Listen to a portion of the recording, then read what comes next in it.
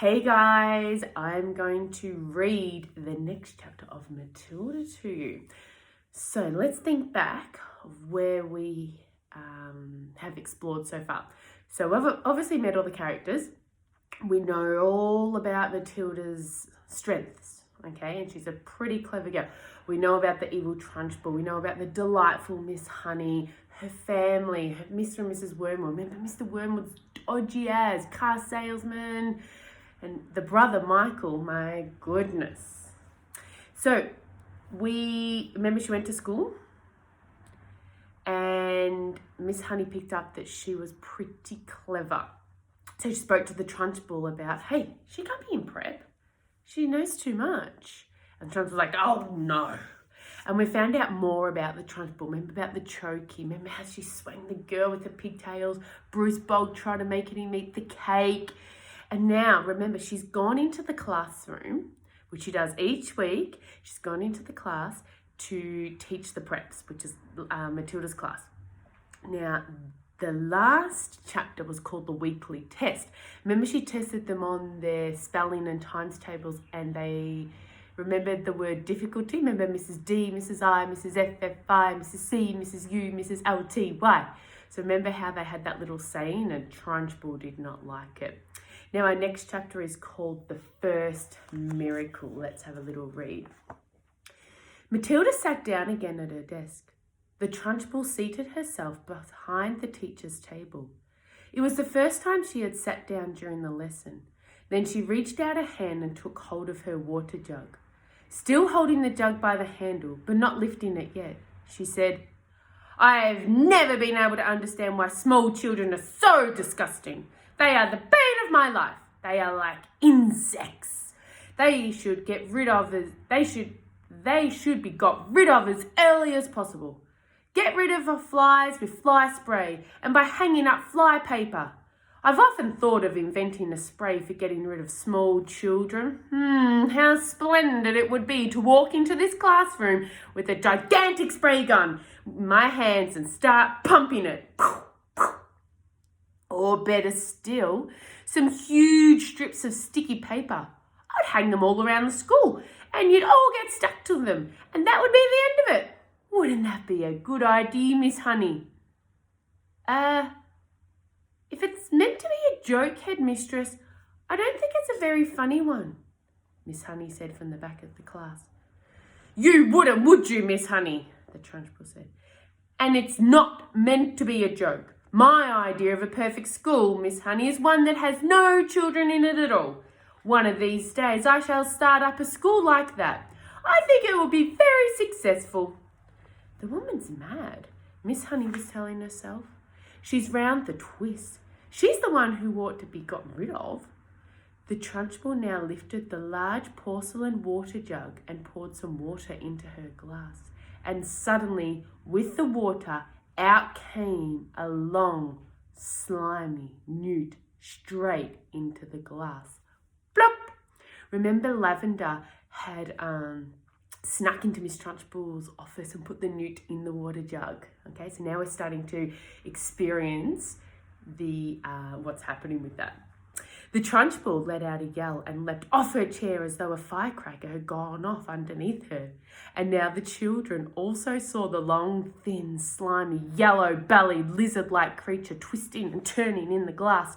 And they squirmed and jumped about as well, shouting, what is it? Oh, it's disgusting! It's a snake! It's a baby crocodile! It's an alligator! Look out, Miss Trunchbull, cried Lavender. I bet it bites! The Trunchbull, this mighty female giant, stood there in her green breeches, quivering like a balmage. She was especially furious that someone had succeeded in making her jump and yell like that, because she prided herself on her toughness. She stared at the creature twisting and wriggling in the glass. Curiously enough, she had never seen a newt before. Natural history was not her strong point. She hadn't the faintest idea what this thing was. It certainly looked extremely unpleasant. Slowly, she sat down again in her chair. She looked at this moment more terrifying than ever before. The fires of fury and hatred were smouldering in her small black eyes. "Matilda, stand up!" "Who? Me?" Matilda said.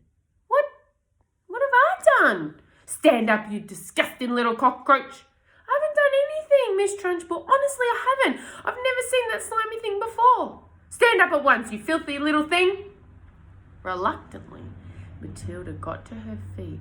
She was in the second row. Lavender was in the row behind her, feeling a bit guilty. She hadn't intended to get her friend into trouble. On the other hand, she was certainly not about to own up. "You are a vile, repulsive, repellent, malicious little brute. You are not fit to be in this school. You ought to be behind bars. That's where you ought to be. I shall have you drummed out of this establishment in utter disgrace. I shall have the prefects chase you down the corridor and out of the front door like with hockey sticks. I shall have the staff escort you home under armed guard. And then I shall make absolutely sure that you are sent to the reformatory for delinquent girls for the minimum of 40 years. The Trunchbull was in such a rage that her face had taken on a boiled colour and little flecks of froth were gathering at the corners of her mouth. But she was not the only one who was losing her cool. Matilda was also beginning to see red. She didn't in the least mind being accused of having done something she had actually done. She could see justice in that. It was, however, a totally new experience for her to be accused of a crime that she definitely had not committed. She had had absolutely nothing to do with that beastly creature in the class. By golly, she thought, that rotten Trunchbull isn't going to pin this one on me. I did not do it, she said. Oh, yes, you did, the Trunchbull roared back. Nobody else could have thought up a trick like that. Your father was right to warn me about you. The woman seemed to have lost control of herself completely. She was ranting like a maniac. You are finished in this school, young lady, she shouted. You are finished everywhere. I shall personally see to it that you are put away in a place where not even the crows can land their droppings on you. You will probably never see the light of day again. I'm telling you, I didn't do it. I've never seen a creature like that in my life. You have put a crocodile in my drinking water. There is no worse a crime in the world against a headmistress. Now sit down and don't say a word. Go on, sit down at once. But I'm telling you, Matilda shouted, refusing to sit down. I'm telling you to be quiet, the Trunchbull roared. If you don't be quiet at once and sit down, I shall remove my belt and let you have it with the end that has the buckle. Slowly, Matilda sat down. Oh, the rottenness of it all, the unfairness. How dare they expel her for something that she hadn't done? Matilda felt herself getting angrier and angrier and angrier, so unbearably angry that something was bound to explode inside her very soon. The newt was still squirming in the tall glass of water. It looked horribly uncomfortable. The glass was not big enough for it. Matilda glared at the Trunchbull. How she hated her. She glared at the glass with the newt in it. She longed to march up and grab the glass and tip the contents, newt and all, over the Trunchbull's head. She trembled to think what the Trunchbull would do to her if she did that. The Trunchbull was sitting behind the teacher's table, staring with a mixture of horror and fascination at the newt wriggling in the glass. Matilda's eyes were also riveted by the glass, and now, quite slowly, they began to creep over Matilda, a most extraordinary and peculiar feeling. The feeling was mostly in the eyes. A kind of electricity seemed to be gathering inside them. A sense of power was brewing in those eyes of hers. A feeling of great strength was settling in itself deep inside her eyes. But there was also another feeling which was something else altogether and which she could not understand.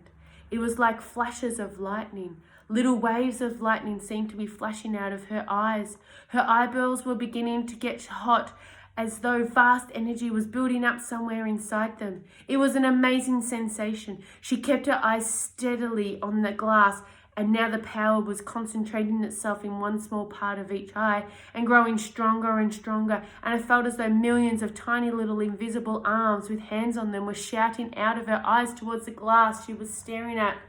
Tip it. Tip it over. She saw the whole glass wobble. It actually tilted backwards, a fraction of an inch, then righted itself again.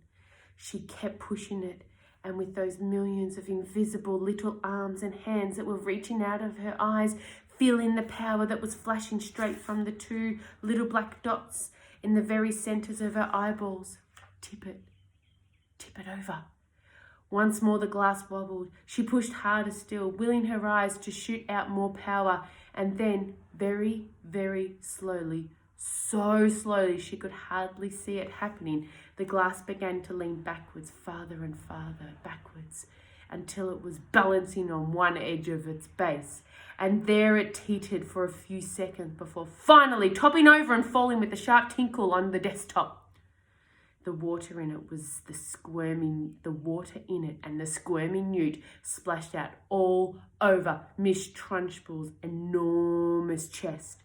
The headmistress let out a yell that might have rattled every window pane in the building, and for the second time in the last 5 minutes, she shot out of her chair like a rocket. The newt clutched desperately at the cotton smock where it covered and the great chest, and there it clung with its claw-like feet. The Trunchbull looked down and saw it, and she bellowed even louder, and with a swipe of her hand, she sent the creature flying across the classroom. It landed on the floor beside Lavender's desk, and very quickly she ducked down and picked it up and put it into her pencil box for another time. A newt, she decided, was a useful thing to have around. The Trunchbull, her face more like a boiled ham than ever, was standing before the class quivering with fury. Her massive chest was heaving in and out, and the splash of water down the front of it made a dark, wet patch that had probably soaked right through to her skin. Here's a bit of an idea. Who did it? Come on, Aina, step forward. You won't escape this time. Who's responsible for this dirty job? Who pushed over the glass? Nobody answered. The whole room remained silent. Matilda! It was you. I know it was you. Matilda in the second row sat very still and said nothing. A strange feeling of serenity and confidence was sweeping over her, and all of a sudden she found that she was frightened by nobody in the world. With the power of her eyes alone, she had compelled a glass of water to tip and spill its contents over the horrible headmistress, and anybody who could do that could do anything. Speak up, you clotted carbuncle. Admit that you did it. Matilda looked right back into the flashing eyes of this infuriated female giant and said with total calmness, I have not moved away from my desk, Miss Trunchbull, since the lesson began. I can't say no more. Suddenly, the whole class seemed to rise up against the headmistress. She didn't move. Matilda didn't move. Nobody moved. You must have knocked it over yourself. I most certainly did not knock it over myself, roared the Trunchbull. How dare you suggest such a thing like that? Speak up, Miss Honey. You must have seen everything. Who knocked over my glass? None of the children did, Miss Trunchbull. I can vouch for it that nobody has moved from his or her desk all the time you've been here, except for Nigel, and he has not moved from his corner. Miss Trunchbull glared at Miss Honey. Miss Honey met her gaze without flinching. I'm telling you the truth, headmistress. You must have knocked it over without knowing it. That sort of thing is easy to do. I am fed up with you useless bunch of midgets. I refuse to waste any more of my precious time in here. And with that, she marched out of the classroom, slamming the door behind her. In the stunned silence that followed, Miss Honey walked up to the front of the class and stood behind her table. Phew! I think we've had enough school for one day, don't you? The class is dismissed. You may all go out into the playground and wait for your parents to come and take you home. That's the end of that chapter. Our next chapter is called The Second Miracle. So if you think back now, the power in the story is starting to change. We saw Miss Trunchbull at the start as this most formidable, powerful lady who controlled everything. And now it's starting to turn, which happens a lot in stories. We can see now Matilda is starting to work out, hold on, I've got some sort of special power going on here. And the other thing is all of the class are really coming together to really go against Miss Trunchbull. Okay? Feel free to listen to that again and again. Get those visualizations happening in your mind. All right. Thanks, guys.